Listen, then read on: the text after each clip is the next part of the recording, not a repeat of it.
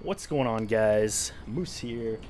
I've been playing ZiggyD's Spark build, and I wanted to show you guys my version of it, I guess. Like, I put a few tweaks on it.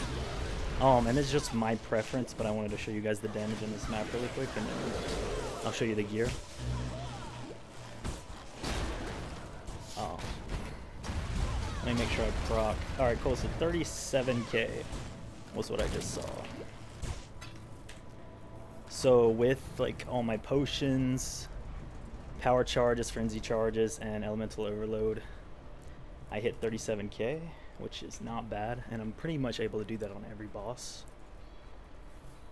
Alright, so the difference between this build and Ziggy's build is, well, first off, I've got a Kaom's, so you can see my HP is 7200. Instead of it would probably be like around 6k or so. The links are a little different. Everything's mostly the same. I'll just go through everything. So I've got a 5-link full tactic, Spell Echo Spark, Poison Pierce, Control Destruction with Summon Chaos Golem as the 6th, Vol Grace, Vol Haste, Increased Duration, Enduring Cry. By the way, I don't really use Enduring Cry almost ever. It's kind of like a backup if I feel like I need it, but I rarely use it. Drill Neck, obviously, Victoria's Acuity. I've got a rare cast speed res ring. This one's just cast speed, or I mean res and life, but this one's life, res, and cast speed. The links for this are Blasphemy, Enfeeble, Arctic Armor, Blink Arrow. Blink Arrow is just here because I didn't really have anywhere else to put it. Arctic Armor, same thing. Jesus. Then I've got Warlord's Mark, cast when damage taken. Warlord's Mark gets procced occasionally, but my main source of defense is Blasphemy and Enfeeble with Arctic Armor. But anyways, Warlord's Mark, cast when damage taken, Immortal Call, and Increased Duration. And I think that's everything. Yep. These are Winds of Change, Combs, Life Res, Armor Belt, and I crafted Flask Life Recovery Rate on it. Just generic. You actually need these boots with that enchant. The boots don't really matter.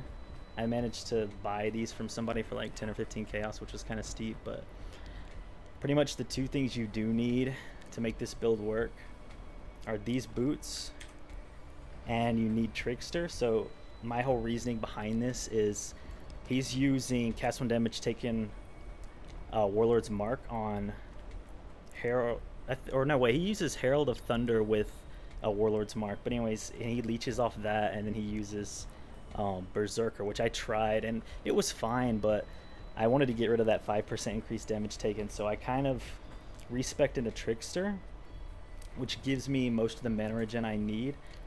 These boots give me quite a bit, and then I do get Warlord's Mark very rarely. Since I have Blasphemy and Enfeeble, it overwrites Warlord's Mark anywhere I'm close to somebody. But if there's like a ranged mob that hits me, I do leech from them.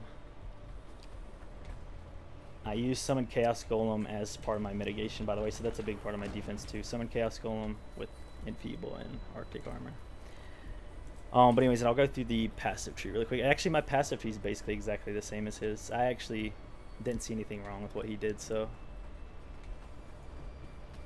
that's oh yeah, I lied. I changed this part up here. Well, I didn't change it, I just added it. But I got this node with these power charges because I thought it was really good. You get 4% spell damage per power charge, so if you get 4 power charges, that's obviously 16% spell damage. It helps. And then I got obviously this alchemist node. Since this build relies so much on potions, it's just going to give you extra effect on basalt, on Adziri's Promise. It actually increases your leech. I didn't know that.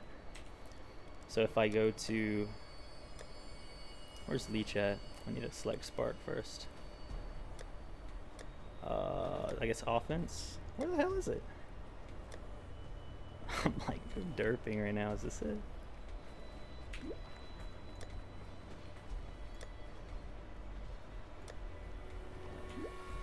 There we go. Okay, so I forgot before because I was using Berserker. Berserker shows up with your leech, but this doesn't until you use the pot. So Anyways, I hit 4, gives me 2.6% instead of the 2% that it's supposed to give me, so I get like an extra 0.6, which is, I mean, it's alright.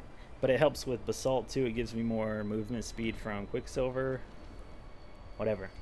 And anyways, the whole reasoning behind this was I wanted to use Kaom's Heart with this build, and I couldn't with how he had it set up, so I got rid of some of the links, and I don't know, I felt like Blasphemy and Enfeeble was good enough with Arctic Armor to provide mitigation instead of his setup.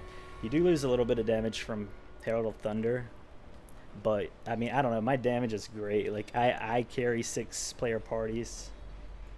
I mean, I do more than enough damage for solo. I've never really had any issues in the damage department, and this is only a 5 link. If you got a 6 link, you can drop something. I would probably drop Enduring Cry. And just put Summon Chaos Golem there, and then just use wait, what's the green gem? It is Void Manipulation. I would use Void Manipulation for my 6 link probably. You can also use, I think, Added Chaos, 20 quality, but I prefer Void Manipulation.